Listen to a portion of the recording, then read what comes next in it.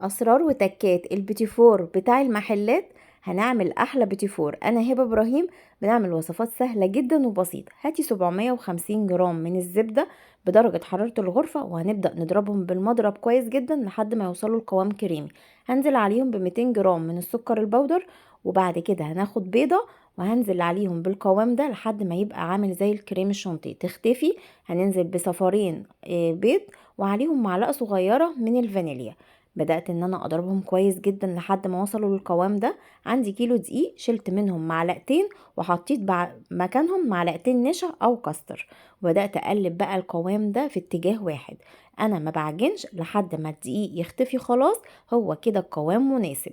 هجيب بقى البلبلة بتاعتنا، هي دي المقاس اللي انا بستخدمه، بتدي بقى نقشة حلوة قوي.